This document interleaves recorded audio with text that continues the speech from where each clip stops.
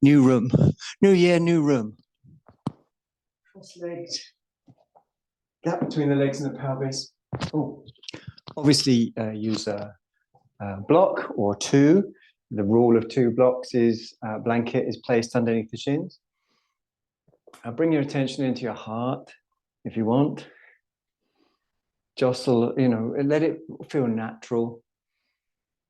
Breath-centered, spontaneous, easy. Any tightness in the tail or the sacrum, releasing through the breath and through movement and through surrender, sharanagati. So, I don't know, but I could wiggle for ages. Quite like a wiggle. Inhale when you're ready, lift up. Exhale, right hand on the floor behind you, left hand crosses over both legs. And it's Sukhasana, Parivrita Sukhasana. Empty of grasping, full of love, full of relaxation.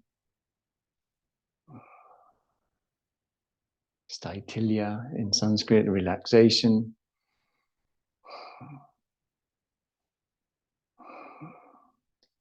Aparigraha, empty of grasping. Staitilya, very relaxed.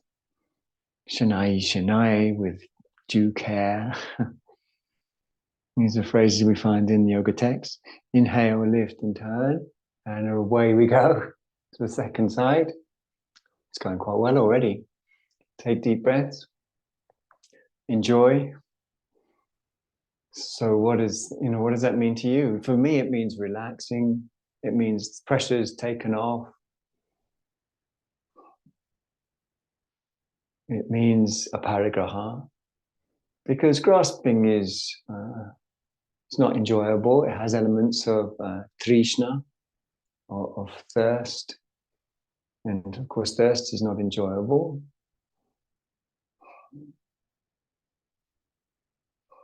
But having thirst quenched, being quenched, vitrishnasya, that is enjoyable. Vitrishnasya basically points to having your thirst quenched. Turn back to center, palms up. Take a deep breath. Wiggle if you want to.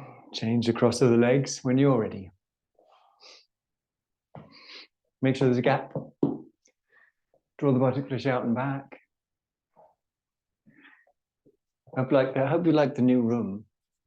This was Elijah's room, but he's moved out now. So I've decorated. And now it's the yoga room. Bring attention in. Jaw soft, eyes soft. Breathing through your nose. Interlace your fingers. Stretch your arms diagonally down. Urdhva Pada Angulya. Just saying in Sanskrit. I know some of you like it. Raising your arms up. Urdhva, upwards. Bada, bound. Angulya. Angulya is fingers. Notice if your legs rise up as your arms rise up. What's the solution?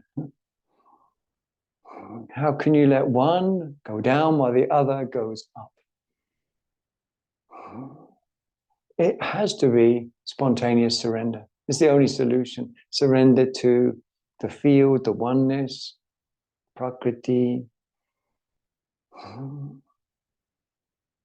No holding of the breath. Surrender. And then the dance can begin. The dance is the dance where intimacy between action and release can be both equally prioritized. Okay, good. Great big circle. Wonderful. Okay. Adho Mukha Svanasana. Let's do it together. Come on in. You know what I'm talking about. Down face dog. Let's get the alignment just so. So check and look at the hands equidistant from the front and side of the mat. Tuck your t-shirt in if it's loose fitting. And then lift your bum up. Padding your hands into a meditative depth with the yoga mat is re-engagement with the field, is engagement with the Devi, is engagement with Paticca Samutpada. These are just different traditions. So Paticca Samutpada is Buddhist, and it means something like conditioned co-production. The Devi, the goddess, is one, and she's a field. So there's so many different attitudes for the same thing. Subjectively, it's disappearing, re-arising, tathagata. And you re-arise in this dance, which is beyond self, because self is a particular, and this is a field. Okay, well done, everyone. Come down to hands and knees. Take a breath or two or three. If you find it useful to wag the tail, then please feel free. If you find it useful to tuck the toes under, please feel free. Let's bring one knee to the back of its own wrist. It stays there. The foot moves diagonally across the body, and you stretch back. Okay. Now, some people, I think the majority will feel more comfortable coming to the elbows, forearms, and wrists, at least from the beginning. So if that's the case for you, go ahead.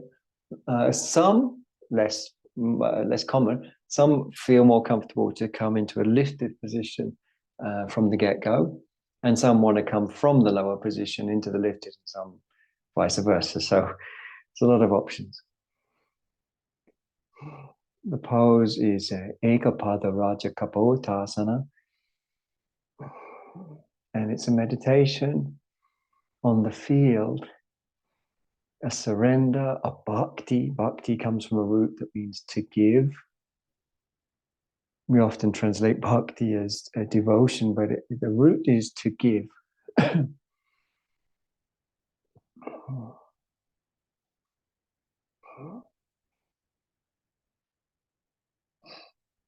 Keep breathing into it. If you want to come down, if you're not down already, or if you want to come up, if you're not up already, or if you want to stay where you are, as long as whatever position you're in is beginning to create conditions for reabsorption.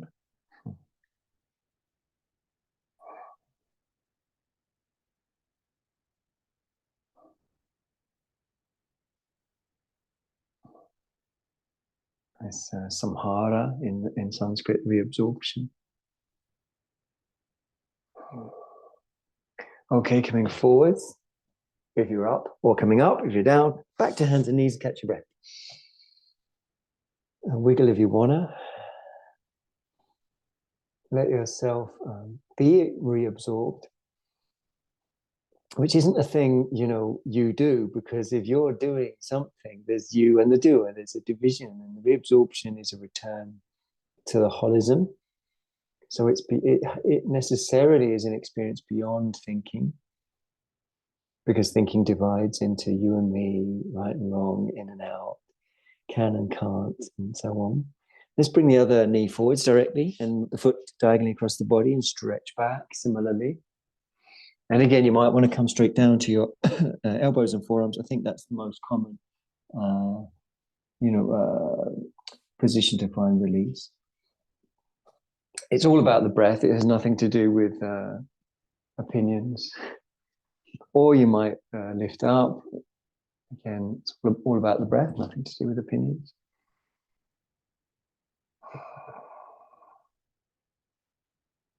If you are lifted up, make sure there's a repetition of investigative, meditative tone.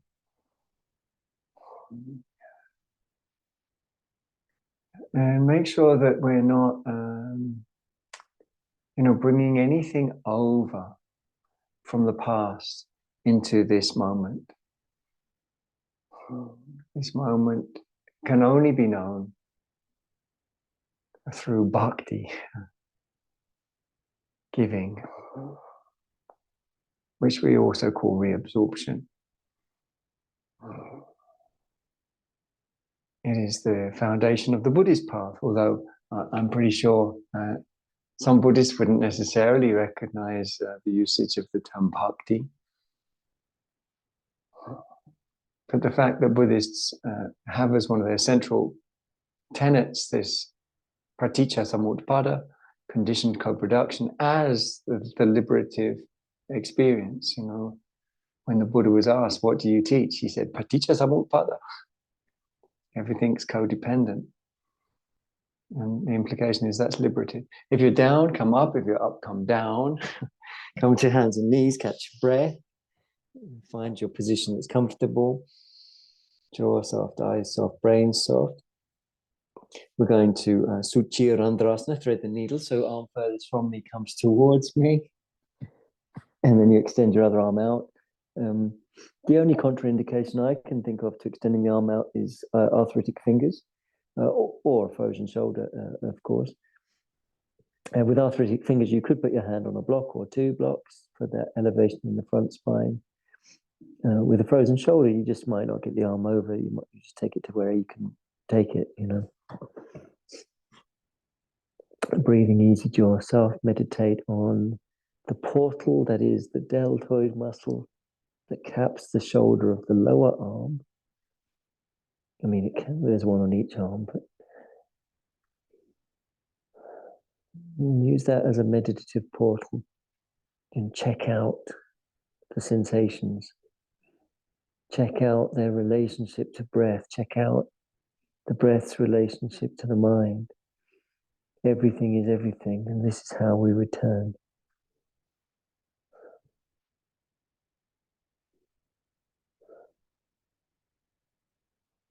Some people like to add an element of excitement, in which case you retract the extended arm and you lift up a leg like this. So up to you.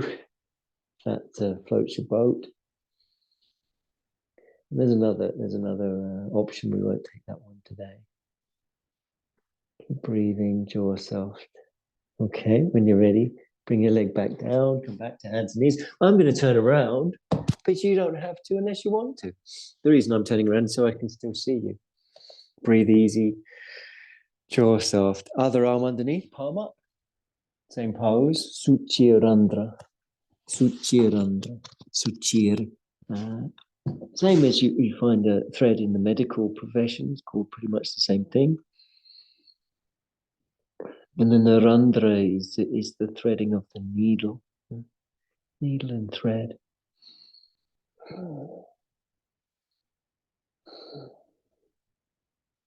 So use the richness of the sensations of the moment, which are expressive dancing on the ocean of interdependence, to return to that interdependence. And of course, even if you're interested in yoga, just sort of in a sort of mundane way, want to get better at the postures or something, it has to be acknowledged that the body and the brain and the breath are one for there to be working, functional, effective knowledge in the present. Because everything is everything. Relationships with gravity, relationships with breath, are all happening simultaneously. Again, if you want to draw your extended arm back, please feel free. Ready for the exciting leg raise variation, which you're doing very well, I have to say. Very good. Good job. Enjoy it if you want. Have a sense of fun. Have a sense of the ridiculous. Have a sense of breath. Keep the jaw passive, eyes passive.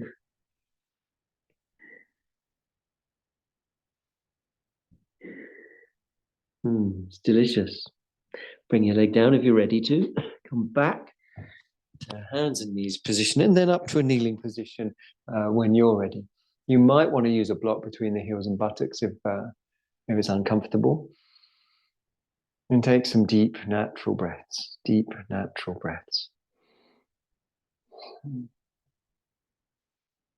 I think kneeling can be underestimated as a very, very useful portal, very effective portal. And we sort of switch the portal on, as it were, through investigation, movements that are investigative.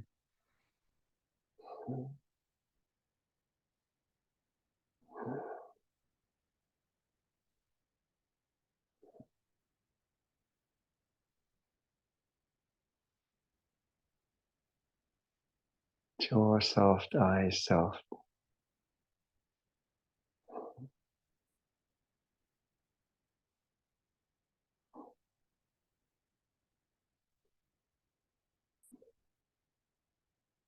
Okay, release your hands. We're going to use a yoga strap. If you haven't got a yoga strap, what's it called? A dressing gown belt will do very well. The strap needs to be long. I'm very fortunate to have this incredibly long yoga strap, which therefore should be long enough. You can use 2 yoga straps if you haven't got one that's long enough, or you might want to use a brick as well. It's wonderful in our new yoga space because it's got everything you could possibly want. So a strap and a block. If you haven't got a block, you can do this without a block. If you haven't got a strap, you can use a dressing gown belt. Goes around your back and the legs are bent. This is Parapurnanavasana. Those of you who know it already, you can plow ahead if you want.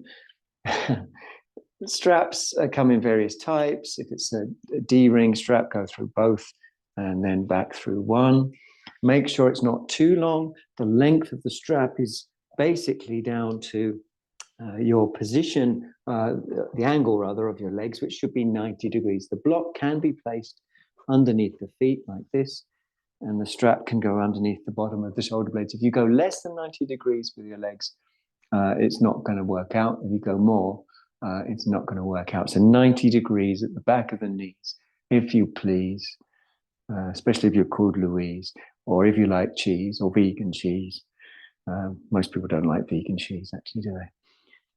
Lean back if you're ready, when you're ready, and you're going to levitate that block like a terrible magician, levitating that block. Keep the belt down low, underneath the shoulder blades, but not into the lumbar.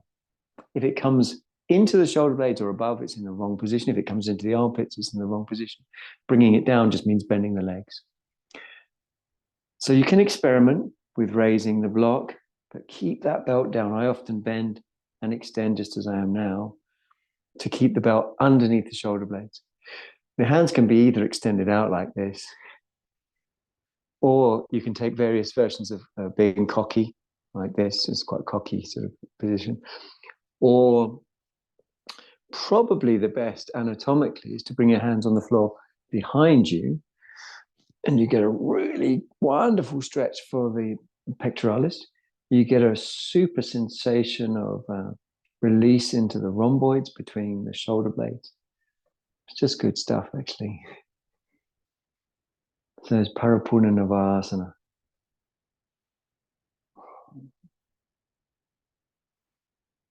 It's a pose that if you get into it, you can really get some very useful releases by challenging parts of the body which would otherwise lay sort of subconscious and under the radar, like the rhomboids between the shoulder blades.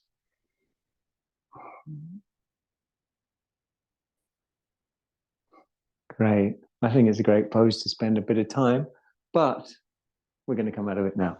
So you can bring the block down. Now we're going to sit in Dandasana, so also a block is useful. And if you manage to get a long enough belt, or you manage to put 2 belts together, Dandasana can be rather fun using a belt. So fairly simple. The belt goes around your back, around your sacrum, and around your feet. So it does partly depend how long your legs are and how long your belt is, but you can normally tie a couple of belts together. Or if you're very lucky like me, I've got this incredibly long belt. It's just long enough actually for me. So Dandasana like that with the belt around the sacrum, hands next to the hips, chest up, nasal breathing. So it's a lovely way of drawing the sacrum in deeper and releasing sacroiliac tension, which I would suggest that most people have a degree of, partly because the gluteus maximus inserts on the outer edge of the sacrum. And the gluteus maximus has several functions. One of the functions is to externally rotate the legs. The lower fibers of the gluteus maximus does that. To extend the hips is another function. And to help us in our walking. So it is a muscle that really works a lot. hands back. Depending on whether you're sitting on one, I've got one block or two side by side, you might be on your fingertips or you might have your hands flat. Or if you've got pretty long arms, you could take them behind you even. Head should be in line with the spine. Lift a little bit taller, but lighter as well. And breathe too. A little taller, that's it, but a little lighter. And breathe too. A little taller, a little lighter. And breathe.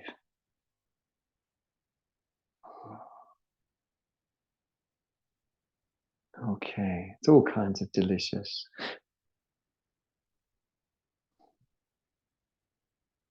We're going to come out of that pose, despite, I hope it, I mean, for me, it's delicious. So, but I might just be very lucky in having a particularly good yoga belt. We're going to dismount and, well, you'll forgive me, I'm sure. But we're going to do the same poses, but without any equipment. Sorry. So leaning back, raising the legs up. You can keep them bent if you need to, especially if there's any pain in the back or if you're particularly tight in the hamstrings. And just breathe a few breaths. Meditate on any tensions. See if you can release them. Remember, you can have the knees bent if you need to, or you can even experiment with one bent and one straight. I know it's been Christmas and stuff, so it might take a bit of time to get back into stuff. Good job. Now, before we do the next pose, bring the feet down, hands on the floor behind you. Lift your bum a little way off the floor. Take it forwards. Make sure you're ready. That is, your chest and head are going to move together as we lift up. And then chest and head move together, in my case, directly into a cheese plant. But a cheese plant is optional. It is quite nice and cooling, and I do like the energy of plants. But anyway, do what you can. Chest and head together. Well done. Okay, calmly come down. Dandasana. So draw the butterfly out and back. Please absolutely feel free and encouraged to use blocks and hands by your hips. So firstly, let us let the breath be our guide. Are we holding too much? Are we trying too hard? Are we dull and listless and dreaming? Are we lovingly integrating, giving ourselves to the Devi, the goddess, the moment? You can hear how the word Devi is cognate with various words that we might have more familiarity with, like divine. These words can mean, amongst other things, shining, a sort of shining quality. Broaden the feet.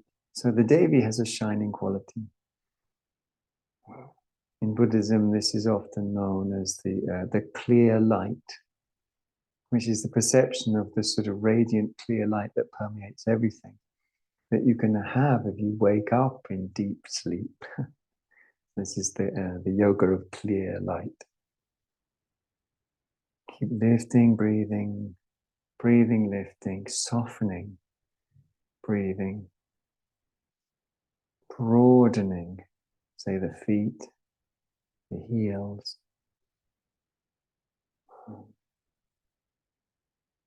Keep looking and looking for lift and lightness. Okay, we'll ease out. I know not everyone likes that pose as much as I do. We're going to come up to standing, if you can muster up the energy. I hope I stay in shot. I think I do, just about. Okay, feet together, Tadasana. Or, they don't have to be together, but they should be close. So if they're not together, make sure they're level. Arms are by your sides. Breathing through your nose, if you can. Toes are spread. Come back to one of the old Vajrasati sayings, which is calmness, conditions, connection. And these sayings, are just sayings unless you follow them, unless you use them. They're just words, aren't they? But if you follow them, they're pointers. That's something better than words, pointing to something beyond themselves. So calmness, conditions, connection. If you move your feet with an intention to expand all the toes, and of course the little toes anatomically do have less articulation, but we can still get there through calmness, conditioning, connection. Imagine you've got shopping bags in your hands. It's not that long that it was Christmas. So I've got, in my mind, some 2 Christmas puddings that were in the sales in my imagination after Christmas, because I love a Christmas pudding. I don't think one is enough. But they're quite heavy Christmas puddings in each bag. And they pull your arms down, and there's going to be a natural instinct, I think, for you to pull back up as your arms go down. So we sometimes talk about the outer body sloughing off like a snake's skin as the inner body pushes up, and that's completely relative. Those 2 things are completely relative. Don't hold your breath. That indicates too much effort. But stay fully investigative and engaged and in love and passionate. Don't forget the word tapas has the root top, which means to heat up. So it can imply passion for the right thing in the right way, passion. So passionately in love with the Devi is the moment and all her nuances. And it's that experience of codependence, interdependence. It gives a spontaneous intelligence and negates clinging for ultimate spiritual enlightenment. So you get 2 things. You get worldly knowledge.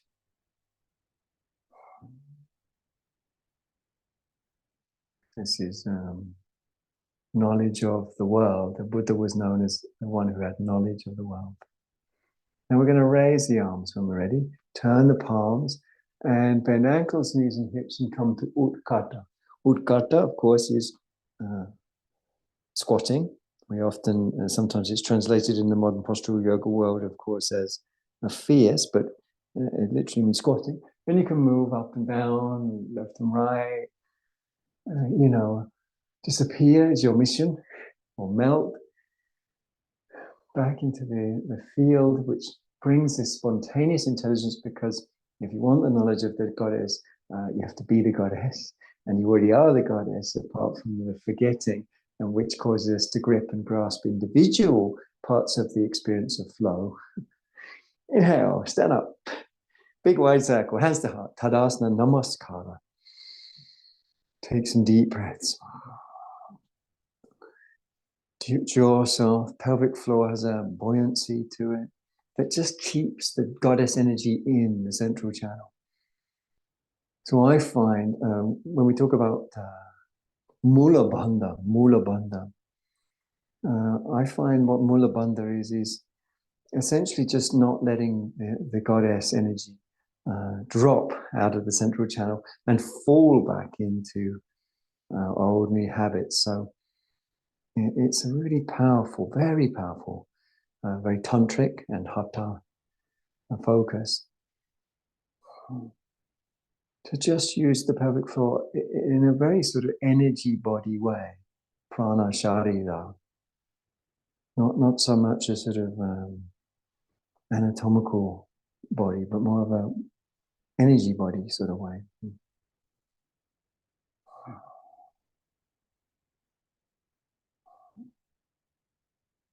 So it doesn't require thinking. Just when you keep that energy up in the central channel, that negates thinking. There is no thinking because it's non-dual. That's why it's the middle channel. Good. We're going to step the feet apart. And raise the arms out for Tarasana. And Tara, of course, means many things, but primarily it means star. So we're standing like a star. You can even twinkle a bit if you want. Like I like twinkling my fingers in Tarasana. The tummy is lightly toned. The breath is expressive. The neck is free. So make sure, whatever's required mentally for the neck to be free, that's what we want. Of course, the whole thing's rather Leonardo da Vinci as well, which is no bad thing. Turn your left toes in, right foot and leg out on the ball of the foot. Finish off the turn on the heel. Should have heel to arch alignment. We're going to stretch into the back leg as we bend the front leg, and we can play with that in multifarious ways. So we're playing with the stretch of the back leg just as much as we are with the stretch of the front leg. Some of the ways in which we can play might involve doing things like lifting and moving the toes, either front or back leg, to help get this sense of unity or union, which is one translation of the word yoga. You can turn, if you want, your head along to face along your arm. Don't grip around the tailbone, therefore don't grip in the breath. Eyes soft, jaws soft. Virabhadra. Vira plus Bhadra plus Asana makes up Virabhadrasana. Inhale, pelvic floor, keeping that energy in the central channel coming up. Back to Tarasana. You can rest your arms if you want, of course. The back toes in, front foot and leg out. Turning on the ball of the foot, finishing off the turn on the heel. Keep that light tone in the tummy. Inhale, lift up. Exhale, bend your front knee, but stretch into your back leg. Again, use investigative movement to stretch the back leg, to release the front leg, to make sure everything comes together. You can turn your head if you want. Breathe through the nose. Quite nice to flick the ends of the fingers up like a soaring eagle. So it doesn't have to be, in fact, I would probably advise that it shouldn't be static. It doesn't have to be. I would advise that it shouldn't be static. Breathing deep, honest, natural. Inhale, pelvic floor. Sometimes you can feel the pelvic floor really dynamically pulling the energy into the central channel. Hands on the hips. Take a deep breath or two, or three, or five. And begin to align and realign your toes so that the calmness that conditions connection helps to facilitate both calmness and connection. And this connection in particular of the little toes, it's a good challenge. The calmness of the little toes is a really good challenge. That's Virabhadrasana, Virabhadrasana number 2. This will be Virabhadrasana number 1. Find your hip joints, not the top of the pelvis here, but lower here. Then raise your arms up from the hip joints without trying too hard. Lightly toning the tummy, turn your back toes in, front foot and leg out, whole body's turning. Walk the front foot further across the width of the mat, lift the back heel, turn it out, and then bring it down again, whilst toning and retoning the tummy multiple times. Eyes soft, brain soft, jaw soft, roots of the neck soft. So that toning we've discussed many times can feel like a combing, and it's reiterative, and it's helping us to surrender back into the beautiful paradise of the arms of the goddess. Inhale, exhale, bend your front knee. Again, there's a big stretch on the back leg. That's a big part of it. So play with that in your own way. I very commonly, in fact, I am doing it right now, lift up my heels. I've actually got both heels lifted. I'm not saying that's the way that you should do it, but I'm just saying that's a possibility. Lifting one, lifting both, or lifting neither. But find a way to get the inner groin not only round, inner groin of the back leg, not only round, but upwardly releasing. Round and upwardly releasing. with the breath. Good job. Inhale. Come up. Well done. It's been a while, hasn't it? Hands on the hips. Take a deep breath. Be aware. Just like generally aware, without pigeonholing or reacting. Stretch the arms if you're ready. Shake out a little bit. Let's get a little looser. Raise the arms up if you're ready. From the hip joints. Light turning the tummy, back toes in. Front foot and leg out. Whole body turns. Walk the front foot further across the width of the mat. Lift the back heel. Turn it out. And then bring it down again. Reiteratively tone the tummy. Abhyasa.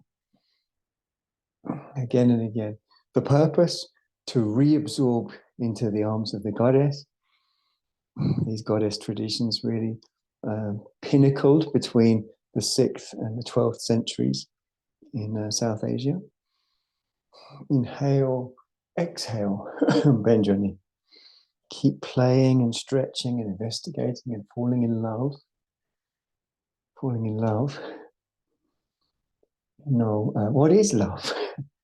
Love is a person who's a door to the goddess, which we all are. So if you love someone else, you sort of love yourself, yourself in your ultimate nature.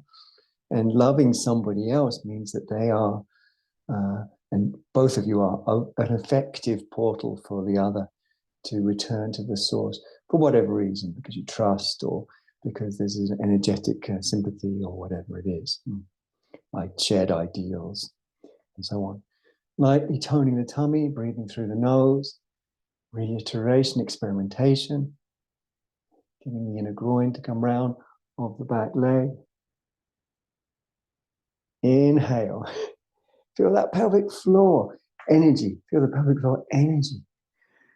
As you come up and hands on the hips, take a breath or two, have a little shake out, and we're going to come forwards into Prasarita Padottanasana. So that might involve blocks.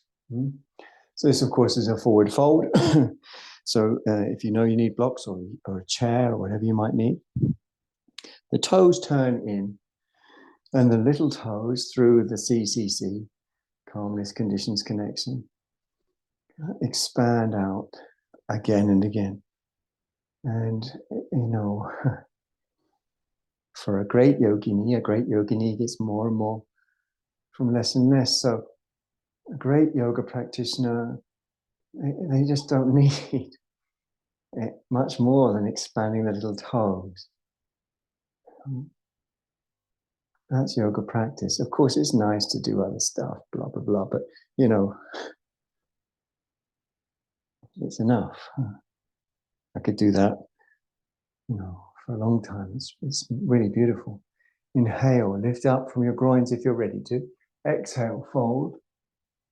And coming down to your blocks. Or if the pelvis keeps moving, you go with it until it doesn't move anymore. For most people, that does mean bringing the hands to the floor and keeping the chest parallel to the floor, or being a little higher up, being hands on blocks, hands on fingertips, but not bending over the belly button. We're not bending over the belly button. The belly button area is open. Keep breathing easy. I've kept my hands on my hips. You might have your hands on the floor or on blocks because you're concentrating on this goddess channel, staying open. Apart from hands on the hips, if someone's hamstrings just keep releasing, then you could hold the big toes is another option, or the outer ankles, or hands between the feet and the head. Between that, when people get a lot of motion, range of motion, then it's worth going less wide. Strangely, oftentimes people with less motion choose the more narrow stance, which is actually harder. So go wider if you want to feel a bit more release. Let's take 5 or 6 deep breaths now, balancing and rebalancing our attention and our flow.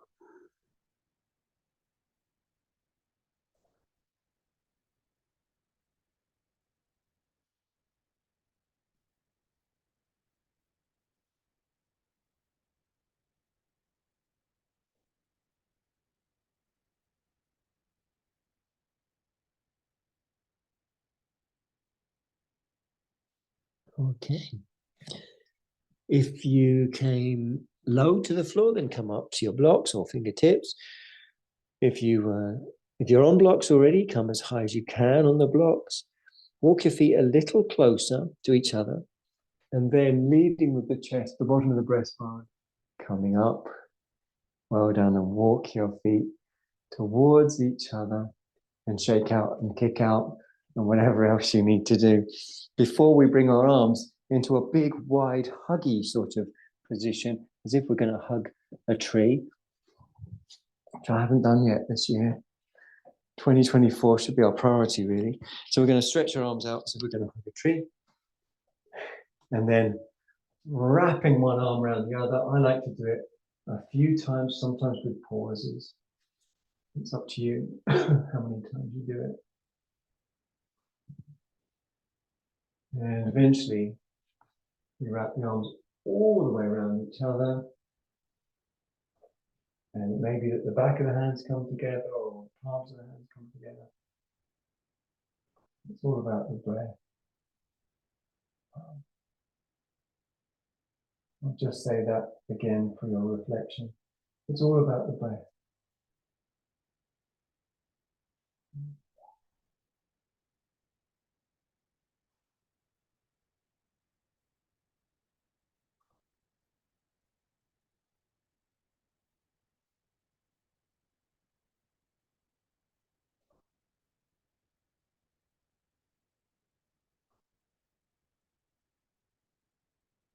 Jaw soft, eyes soft. It's all about the breath.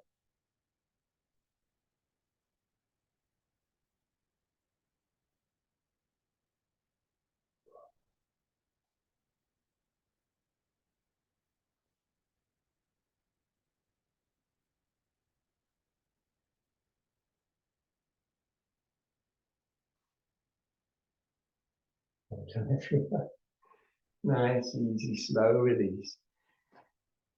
Take a breath.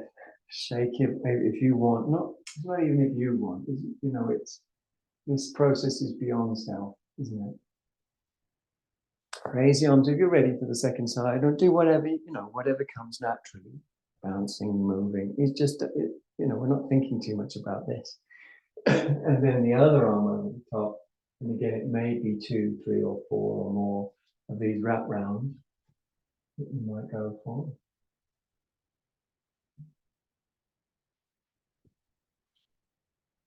Before feeling at some point ready to wrap and re-wrap, it's almost a millimeter by millimeter.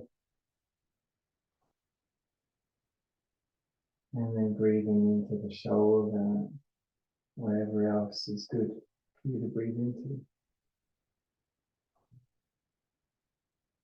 Every time we find a habitual energy pattern driven by the nerves into the muscle, we're finding a way in which we particularize, in which we bias. And even if we're spinning 100 plates, or 1,000 plates, or 100,000 plates, it's never the goddess until it's everything. So it may it's like we know it's stressful to do more than one thing and to do too many things.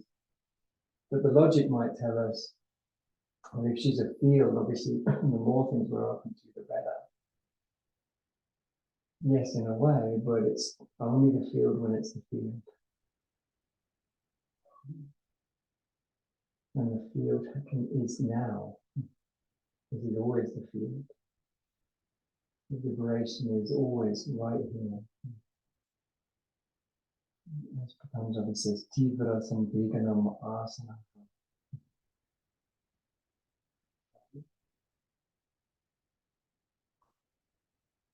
Tivra, the passionate, intense, usually describing a practitioner's attitude. Tivra Samveganam.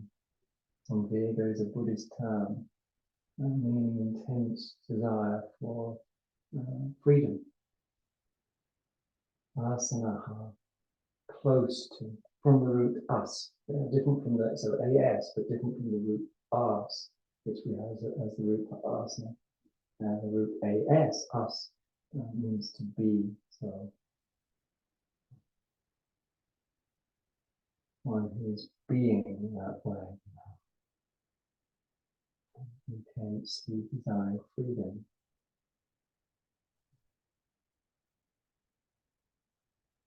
More soon, it's near, it's proximal. Okay, gently release, gently release. Well done. Have a little shake out of your choice, a little breath, and we're going to come down to the floor. Join me if you want. Back down on the floor. We're going to hold the big toes, and we know that's Ubaya Pardangusthasana. Ubaya, I mean both. I'm just going to lean back and play with extending one or both legs, or keeping them both bent and massaging into the buttocks.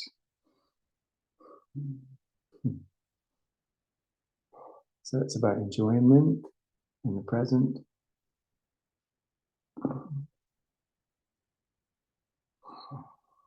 Jaw soft, eyes soft, throat soft, brain soft. Breath is king. Or queen, maybe I should say breath is queen. So we can talk about the Devi. It's not that the field has to be feminine. Obviously, the word prakriti is a feminine term, and it makes sense that the field co-creates everything else. So everything does come from a female if you're human anyway, or mammal, or most other creatures too. Okay, well done. We're going to bring the legs down. Now you might want to sit on a block for this, because we're going to bring one leg down underneath the body and then bring the other one up and over the top. So this is Gomukhasana. And for this, many of us will find sitting on a block very useful indeed. So we've got 1 foot back, 1 foot forwards. Some lifting, some shifting, some subtle tuning and reattuning. Blankets can be placed between the knees. Breath should come and go.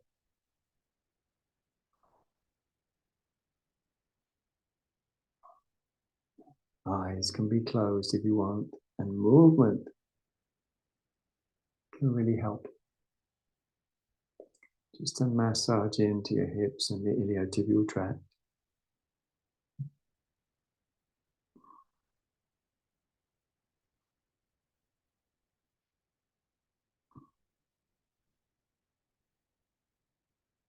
Jaw soft, eyes soft.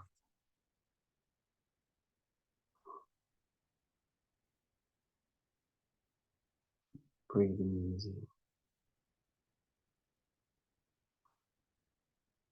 Massaging in.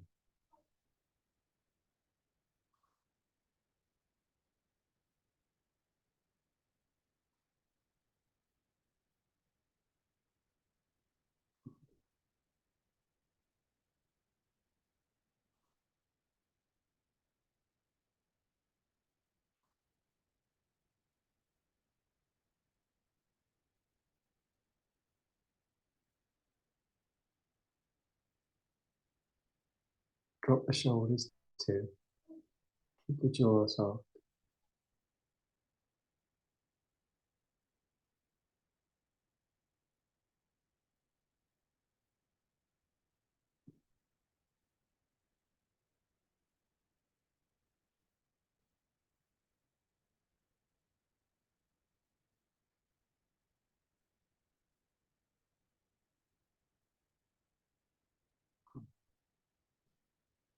Okay, change the cross of your legs when you're ready. So gently, easy as you go.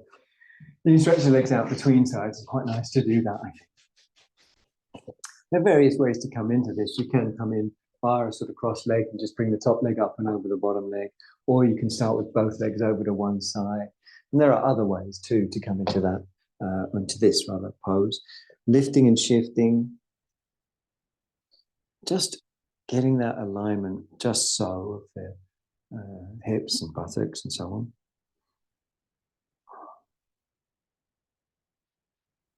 And breathing, easy, eyes can be closed, shoulders are down.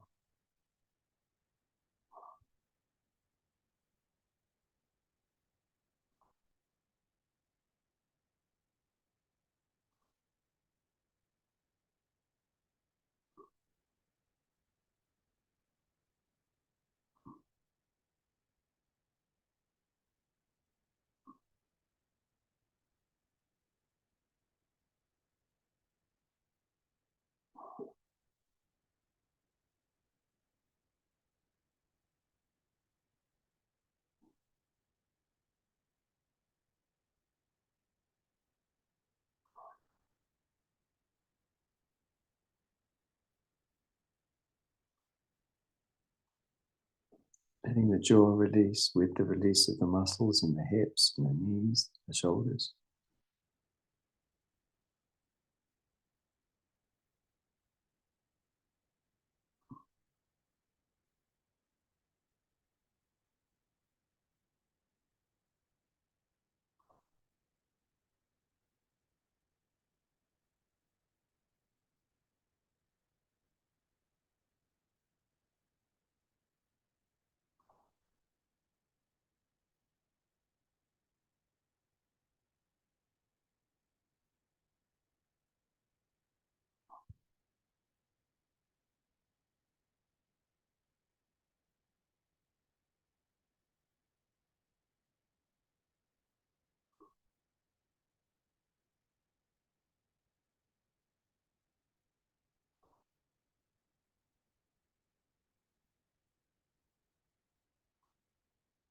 Three or four more deep breaths.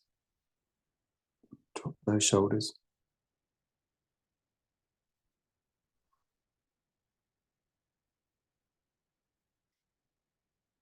Okay, bringing yourself out nice and easy. Big stretch, isn't it? Stretch your legs out. If you want, give yourself a little rub down. If you need it, around the knees and the hips, and the buttocks, and everywhere else. And if you're comfortable to sit in Siddhasana, go ahead. Otherwise, you can sit in any pose that you are comfortable in, such as Vajrasana. I'll just get a brick block from this marvelously well-equipped studio. Siddhasana, as I mentioned.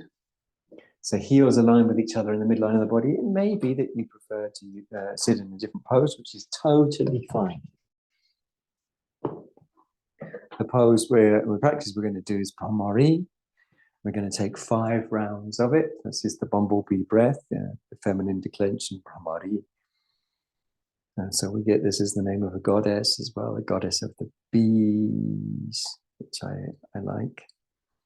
I quite like to imagine my body as made of bees, as indeed hers is, because it sort of breaks down the whole here and there. It's the outline of her body is sort of is moving. It's like it's energy, and it goes out and comes back in. It's a bit like the corona of the sun.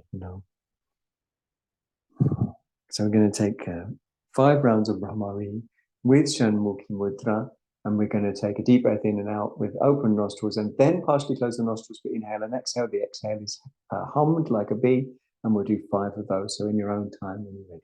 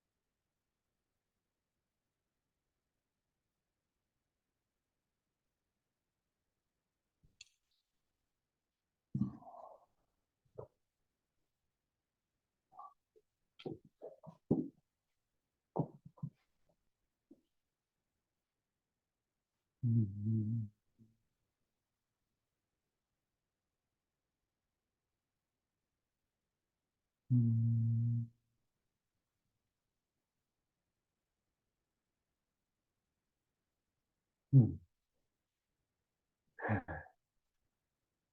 Taking a few breaths in that lovely quietude, and we're going to take that quietude with us now to laying on our backs for Mritasana / Shavasana. So when you're ready, bring yourself down to laying on your back. Make sure you're warm. Make sure you've got enough space to spread your arms out properly, so there's plenty of space. Legs not too wide.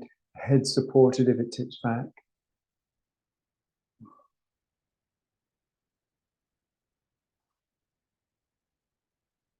Get yourself real comfy and symmetrical as well.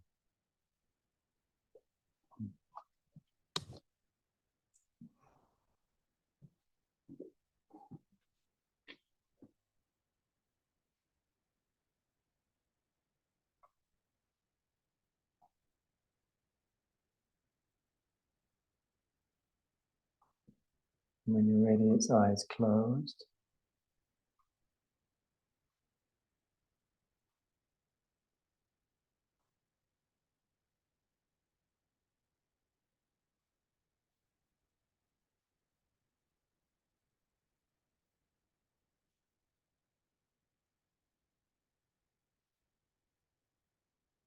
Make sure you've scooted those shoulder blades under as well, so your chest is buoyant.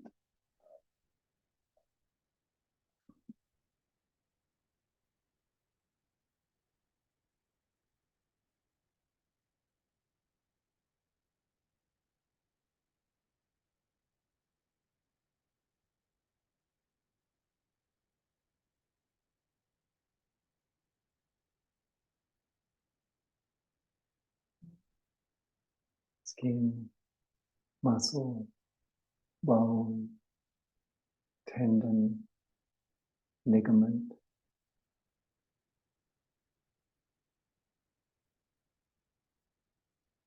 Surrender.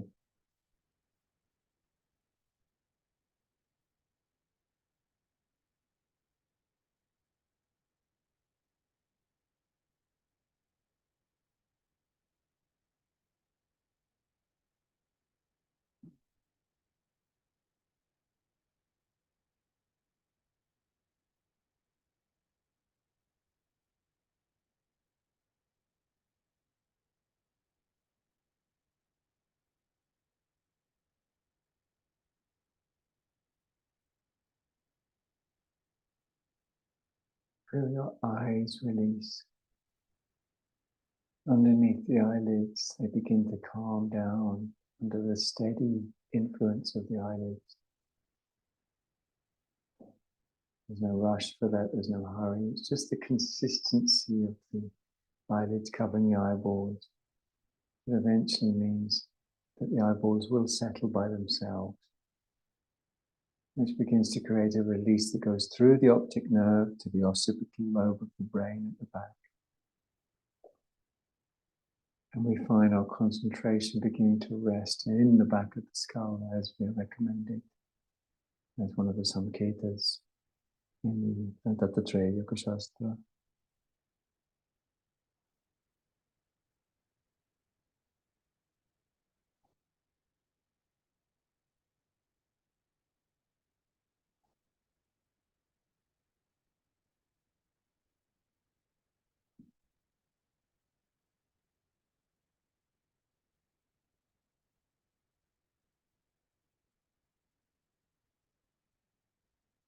Samketas are for melting.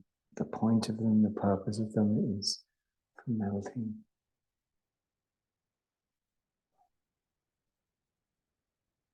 And the main thing that melts are borderlines.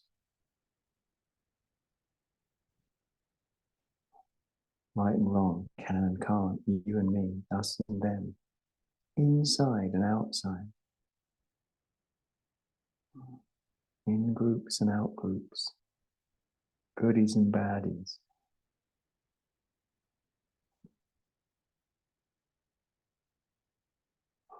Borderlines melt.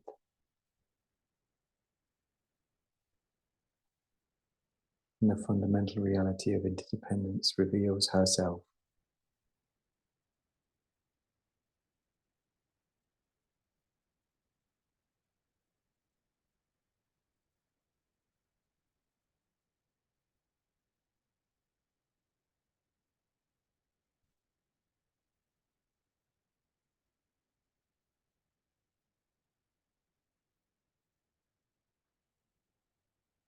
Om.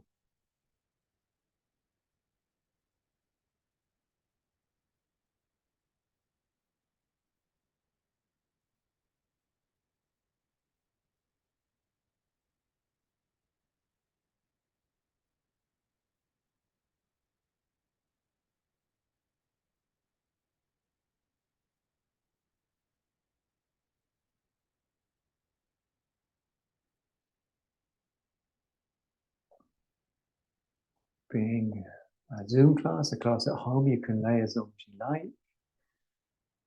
If you've got a limited time limitation, then now would be the time to wiggle toes and fingers. But if you've got longer, then I recommend just staying until the body is fully absorbed. The practice, which you'll know, it just happens by itself. But if you need to come out of the pose now, or you can follow these instructions in 5 or 10 minutes, then it's wiggling the toes and the fingers and taking little stretches before feeling ready to bend the legs. Having bent the legs, one would scoot the buttocks under and take a deep, deep, deep breath to release the lower back entirely into the breath. Before rolling onto the left side with knees up. And then the right side after a while, which will be the side that we'll come up from. Because many of us are choosing the right choice if we have it to stay longer. When we dedicate the merit, you can do it from wherever you are. By saying Om, either internally or externally after hearing these following words. May any benefit that we gain in our acting in this way go to the alleviation of the suffering of all beings. Om.